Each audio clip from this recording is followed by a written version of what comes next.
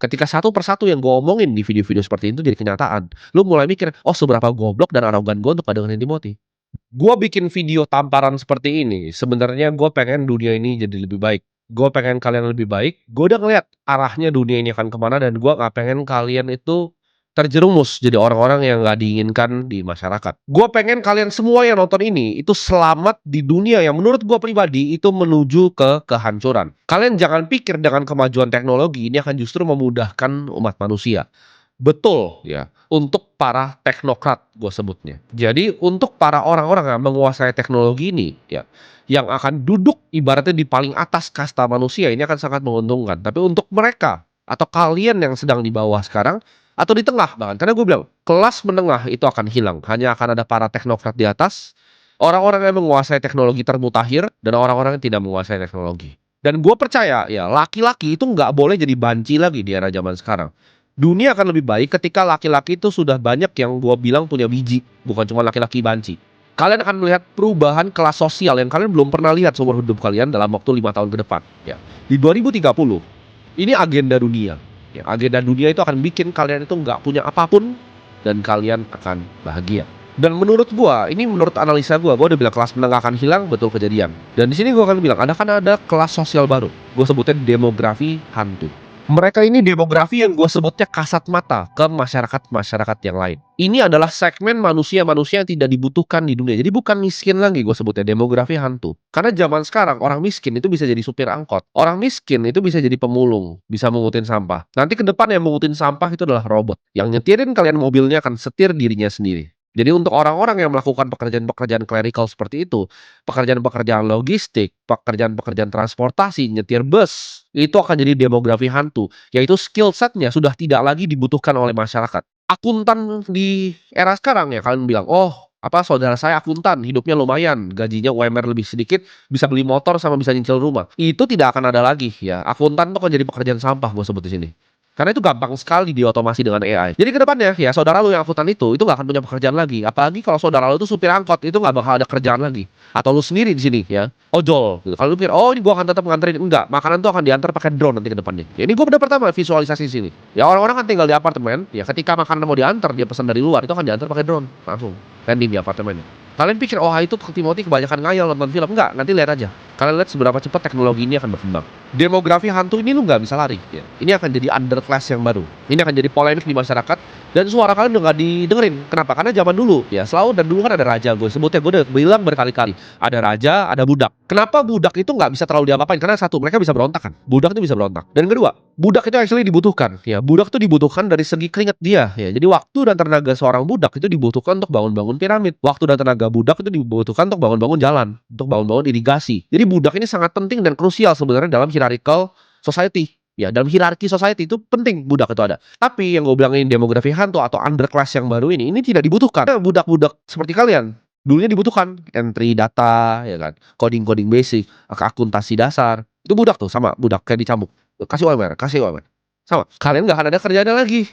Dulu gue bilang kelas menengah hilang, kalian ketawa. Dulu gue juga bilang, kalau sertifikat rumah itu bukan punya kalian tuh nggak punya apapun, itu cuma kertas, bos. Ya, kertas yang dibuat sama pemerintah. Lu tidak punya kuasa akan kertas itu. Mereka bangun proyek strategis, kertas lu itu nggak berguna. Gue udah ngomong kayak gitu sampai gue berbusa, tapi dulu gue diketawain. Tapi sekarang kan udah gak ketawa lagi kan. Ketika satu persatu yang gue omongin di video-video seperti ini jadi kenyataan, lu mulai mikir, oh seberapa goblok dan arogan gue untuk pada Timothy.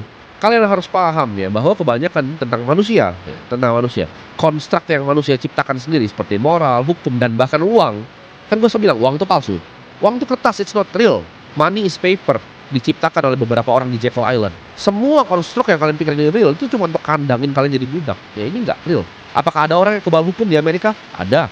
Lu kira orang-orang yang ngerampok emas di Afrika itu bisa kalian tangkap? Mereka tuh benar-benar definisi kebal hukum. Apakah ada moral di sana? Ketika orang mau ekspos mereka tinggal ditembak mayatnya di bawah. Konstruk-konstruk sosial yang kalian pikir ini ada, ini nggak ada ya. Itu semua hanyalah sebuah ilusi. Semua ilusi. Kemampuan lu untuk memilih ya.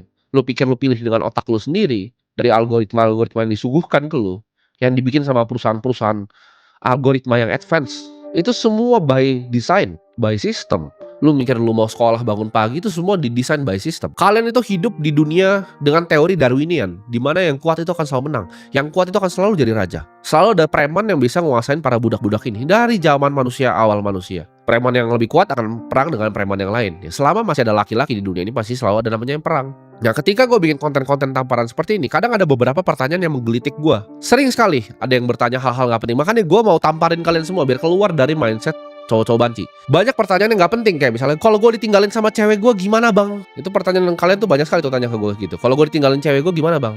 Gue paham dan gue mengerti. Ya ketika kalian ditinggalin itu mungkin dunia kalian seperti terbalik. Ya. Kalian ngerasa wah ini udah kiamat ini, ya kan? Patah hati, sedih, kalian merenung sendiri begitu. Tapi lu percaya sama gue, ya ini hukum konservasi dari energi. Energi itu tidak bisa dihancurkan. Itu hanya bisa dipindahkan. Jadi ketika lu punya energi seperti itu, bagusnya lu pindahin untuk hal yang lebih positif untuk diri lu sendiri. Lu gak perlu ngemis gitu kan, please terima aku balik gitu. Setelah lu tinggal, dia tuh udah gak peduli sama lu. Lu harus paham bahwa dia itu tidak peduli sama lu. Lu gak sespesial itu di hidup dia. Yang lu pikirin adalah gimana cara pakai energi yang tadi lu rasakan untuk bikin diri lu jadi yang lebih baik. Lu gak pikir gitu, pakai akal sehat lu, bahwa lu dari kecil tuh dibesarin sama nyokap lu sendiri. Tapi yang lu lebih peduliin adalah cewek yang lu baru kenal selama 3 bulan. Dan ketika lu ditinggalin lu sedih gitu kan. Sedangkan nyokap lu di rumah tuh gak bisa makan. Dia ngantri gas 3 kilo ya. Tapi lu pedulin orang gak penting ini di hidup lu. Percaya gue, kalau lu dengerin semua yang gue omongin ya, gue percaya hidup lu akan jadi lebih baik dalam waktu 3 tahun. Gue janji gak lama, 3 tahun. Dan dalam 3 tahun lu akan lihat balik, lu mikir kok gue dulu suka sama dia ya. Makanya gue bilang cowok zaman sekarang tuh jangan kebanyakan deh kayak banci ya. Lu diputusin, lu tulis panjang-panjang chat kayak William Shakespeare. Wah, panjang banget itu lu tulis kayak. Wah, lengkap deh itu semua. Nggak perlu ya. Yang lu perlu lakukan adalah bilang terima kasih. Lu nggak perlu marah juga, nggak perlu marah, nggak perlu lebay. Bilang aja terima kasih ya. Udah, habis tuh lu fokus jadi yang terbaik diri lu. Lu fokus di industri 2 yang gue bilang tadi. Gue juga kadang ada teman gue datang ke gue, kayak dia nanya saran gue gimana nih. Gue diputusin nih sama cewek gue nih. Gue ditinggalin dia sama cowok lain gitu kan. Gue sedih sekali. Cewek lu tuh udah sama cowok lain, dia gak peduli sama lu. Terus gue lihat kan, oke mana cewek lu? Setiap kali lu ditinggalin, itu bukan salah ceweknya, suka-suka dia mau tinggalin lu atau enggak. Tapi biasanya ditinggalin lu untuk apa? Untuk cowok yang lebih kaya, cowok yang lebih mapan, sederhana. Jarang dia tinggalin lu buat cowok yang lebih ganteng, ya kan? Pasti cowoknya lebih kaya dan lebih mapan, karena cewek juga gak bego gitu. Nah gimana caranya lu biar gak diselingkuhin? Ya tiap hari lu naiknya Brio, coba lu naik G-Class. Kebalik tuh dinamikanya. Dia yang gak mau ninggalin lu. Tapi kan lu naiknya Brio, ya gimana gak ditinggalin gitu. Orang naik seri 3 lu ditinggalin ya naik Brio kan. Hidup itu begitu, ini hidup. Makanya dunia ini Darwinian banget gue bilang. Ini hutan rimba. Jangan merasa oh gak adil tapi standar cewek terlalu tinggi. Kamu yang miskin nak. Cewek itu ninggalin lu, itu pasti salah lu ya. Pasti ada hal yang lu lakukan yang lu tuh tidak kompeten dalam diri lu. Jadi stop salahin orang lain, pikir diri sendiri. Salah saya di mana? Apakah saya kurang kaya? Apakah saya kurang kompeten sebagai laki-laki? Apakah saya tidak bisa mencukupi dia? Ya lu cuma bisa ngajak liburan ke puncak macet-macet begitu. Cewek lu maunya ke Paris. Ya dia tinggalin sama cowok bisa bawa dia ke Paris, selesai kan. Lu gak perlu ngerasa pengen balas dendam, lu gak perlu ngapa-ngapain. Lu fokus. Dalam 10-15 tahun mungkin cewek yang lu tadinya sayang banget, yang lu bilang cinta hidup lu itu jadi janda anak 1 dalam 10 tahun. Sedangkan lu, kalau lu dengerin apa yang gue ngomongin ya, mungkin lu lagi di kapal sama gue di Ibiza nanti, lagi santai-santai di sana, happy. Cowok itu cuma 1 ya hidupnya, kesuksesan yang dilihat, kompetensi, kesuksesan. Kalau lu nggak punya 2 itu ya jadi sampah aja di pinggir jalan, gue bilang. Lu bisa bakal jadi demografi hantu yang gue bilang tadi. Ini akan pertama dalam sejarah manusia bahwa waktu dan tenaga manusia itu udah nggak dibutuhin lagi. Jadi lu jangan main-main sama apa yang gue ngomong ini. Gue kasih tau budak tuh dibutuhin loh. Raja tuh takut loh kalau budaknya gak mau kerja rame-rame. Tapi lu semua kalau gak mau kerja rame-rame nanti, secara fisik udah bisa digantikan oleh robot. Buat apa ada lu lagi hidup gitu. Mereka gak akan mau lu hidup bahkan. Lu akan disingkirin jadi paling pinggirnya masyarakat. Lu gak bakal punya tempat. Lu gak usah mikir bahkan lu bisa punya pasangan. Lu miskin itu karena 2, arogan dan bodoh. Coba lu lihat yang ngantri-ngantri seperti itu. Lu coba tanyain mereka tentang cara ngatur keuangan sederhana. Mereka pasti nggak bisa jawab. Mereka bilang, tapi saya kan lapar, saya lapar. Gue juga lapar bos dulu. Gue makan Indomie telurnya dibagi 2. Indomie 1 telurnya dibagi 2. Gue juga pernah lapar gitu. Nahan lapar, gue naik motor masih keliling hujan-hujan juga pernah. Gue tahu rasanya mikir oh enak ya naik mobil. Tapi gue nggak diam di tempat kayak lu semua. Gue beraksi. Banyak sekali orang tuh cuma bisa nyalahin, oh kebijakan ini kebijakan. Kagak, lu aja bos. Skill issue gue bilang. Masalah skill. Lu gak punya skill, gak punya kompetensi, gak punya otak dan goblok gitu. Makanya lu begitu, makanya lu lapar, anak lu lapar. Lu bayangin gak bilang, anak saya lapar. Lu kerja bos. Gue pengen gue tampar kalau ada orang kayak begitu depan gue tampar beneran. Karena gue juga lapar dulu. Gue ketika ngeliat nyokap gue dulu, gue gak bisa biayain dia masuk rumah sakit kelas 3 yang batu-batuk semua orang.